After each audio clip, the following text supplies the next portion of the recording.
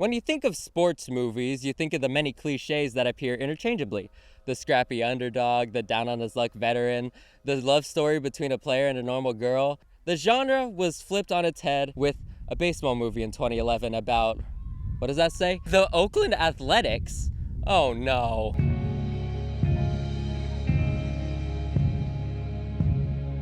Yes, the Brad Pitt movie. This is my favorite movie of all time, so it's great I have an opportunity to talk about it for a couple minutes. To start, we have to go back to 2002. The Oakland A's lost 3 key players between October 2001 and April 2002.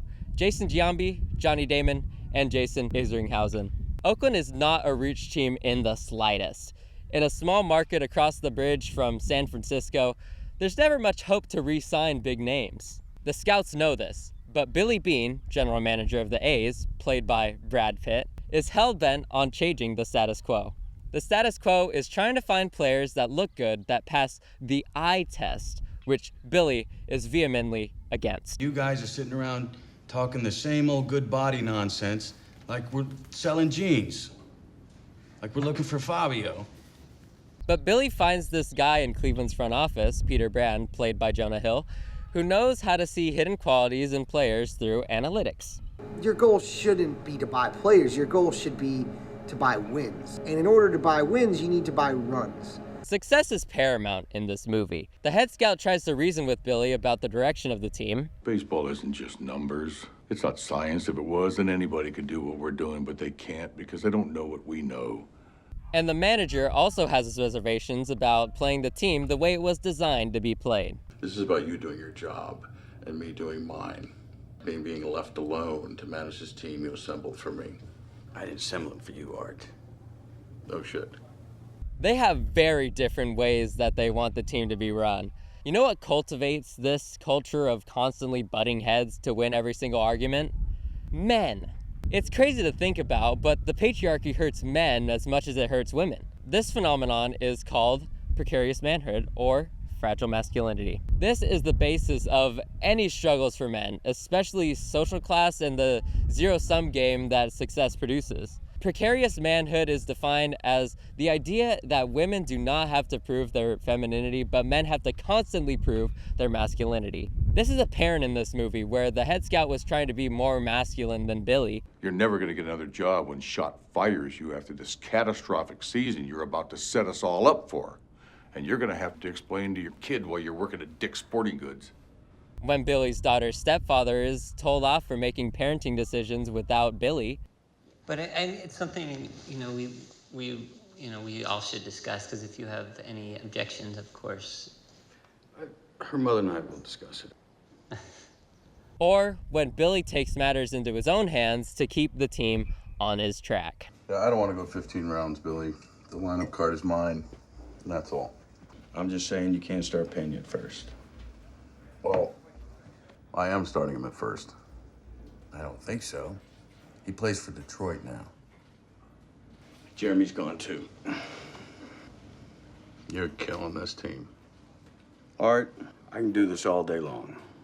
One of the tenets of precarious manhood is the anxiety that it produces in men, which is commonly relieved with irrational decisions and violence. Jennifer K. Boston and Joseph A. Vandello from the University of Florida actually conducted an experiment on this, where men were either given a hair braiding exercise or a knot tying exercise.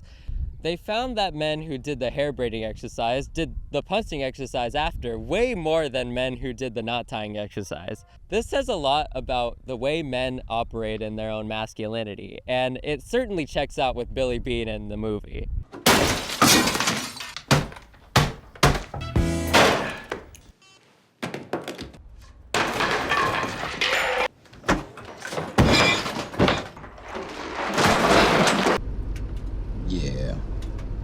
He has all these people, employees, the media, his own family, who are criticizing and worrying about him and his decisions. By questioning his decisions as general manager, they are questioning himself as a man. The failure he experiences, especially at the end of the movie, are representative of his failure in masculinity. His idea did not work. He didn't win a championship. He couldn't even field a baseball team that could even get past the first round of the postseason. How good of a man could he be? In the end, Peter Brand shows Billy Beane a clip of one of their minor league players. He was scared of running past first base, but he decided to go for it after he hit a ball pretty well. This is all of Jeremy's nightmares coming to life. Oh, they're laughing at him. Jeremy's about to realize that the ball went 60 feet over the fence. He hit a home run and didn't even realize it. I know this movie shows more than it tells, but I'm gonna tell you anyway. This is a metaphor for how it may look like you have failed, but you actually succeeded in the failure. This is what men fail to understand, ironically. It's okay to fail, but that doesn't make you less of a man. Look at Billy at the end of the movie. He still has a job, he still has his daughter, and that's really all that matters in the end. Moneyball, at the end of the day, isn't about sports. It's about going against the grain of expectations. It's about innovating a once medieval system while still keeping aspects of what makes it great intact. It's what sports movies are about, but isn't that what life is about in general?